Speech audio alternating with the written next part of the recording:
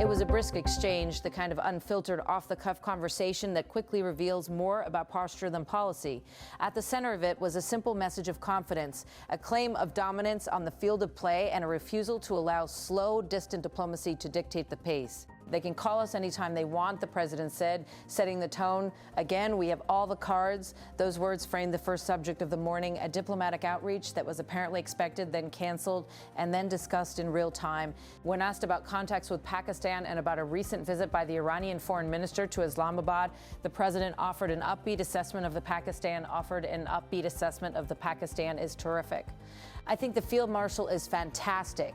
I think the prime minister of Pakistan's great, he said, emphasizing respect for interlocutors, even as he explained why the United States would not be rearranging its schedule for what he characterized as meetings of uncertain benefit. His reasoning was practical, almost domestic in its logic: travel, time, and cost. We're not going to be traveling 15, 16 hours to have a meeting with people that nobody ever heard of. He said when pressed about what changed between yesterday and today, when a meeting had been rumored for Tuesday, the answer was both logistical and dismissive. Too much travel when they say the meeting's scheduled for Tuesday. I said Tuesday, that's a long time from now. But when you get right down to it, it's a lot of traveling. That's straightforward calculus. That distance and duration matter as much as substance, recurred throughout the exchange. In discussing who might be sent instead of the president, the roster the president named was notable for its shorthand and its confidence. Witkoffen, Kushner, and Sen Vice President Bing, what point they're all very competent.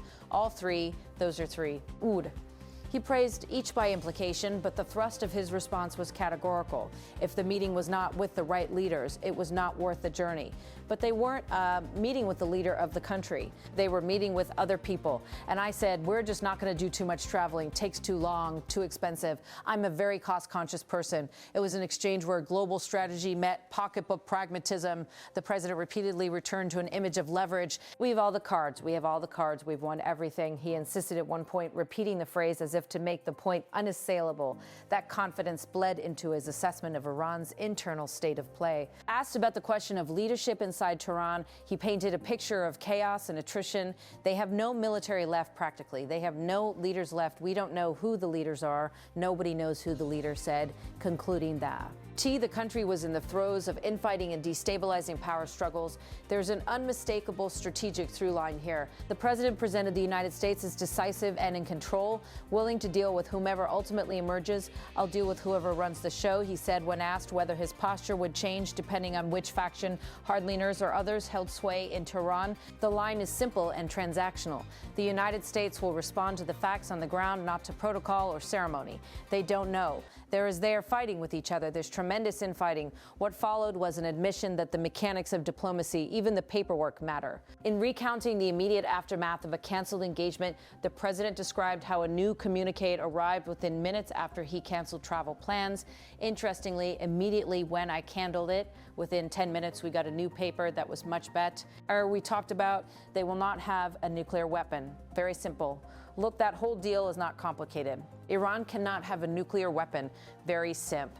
That sentence, terse, declarative, points to his bottom line on Iran: the prevention of a nuclear program is non-negotiable and easily stated, if not easy to achieve. It is a posture that melds firmness with a willingness to engage on a narrow, highest priority objective. I'll deal with whoever we have to, but there's no reason to wait 2 days, have people traveling for 16, 17 hours.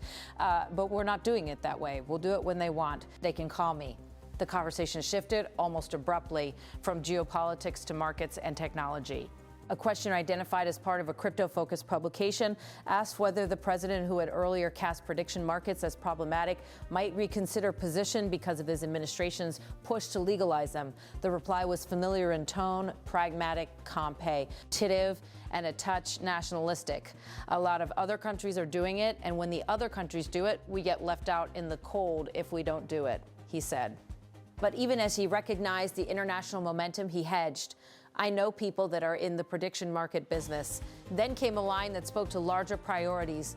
The president announced his presence at a memcoin conference and framed that attendance as a matter of economic and strategic competition. It's a big industry and we want to beat China at the industry. We're leading with crypto, we're leading with AI, and I really feel I have an obligation from this. As a president, I have to be able to make sure that all of our industries do well. The admission is revealing. It places crypto and artificial intelligence in the same category as traditional pillars of national policy, part of a broad industrial strategy where leadership is measured against Beijing and where presidential attention is presented as. Part of a national mission, the president's economic framing was brisk and unapologetic. Crypto, he argued, had moved beyond fringe status. Crypto is a big industry. It's actually become somewhat mainstream. The banks have it, people have it, and I think as the leader of the country, we want to lead in AI. We're leading China by a lot in AI. And we're also leading in crypto. Those words underscore a theme repeated across this exchange: position, competition, and a narrative of American primacy. The conversation turned once more, this time to oversight and spending. A question about an apparent decision to drop an investigation into Jerome Powell prompted a broader critique of government costs and construction projects. The president framed his concern in personal terms, contrasting his own experience with construction projects and a suspicion of waste. What I want to look at is how can a building that I could have done for $25 million save $4 billion? That's a big thing, and he was in charge. So we'll get to the bottom of it. He referenced prior projects he claimed to have completed efficiently and cheaply, invoking an anecdote about a Washington hotel. I built a hotel in Washington, the Waldorf Pretoria. I built it for $21 million, and I believe it's bigger than the Fed building. At your bathrooms, you have a lot of, it's much tougher, much more expensive to build a hotel than an office. The comparison was not merely nostalgic. It was a rhetorical device intended to highlight perceived graft or mismanagement in public works. His critique quickly broadened to other high-profile projects.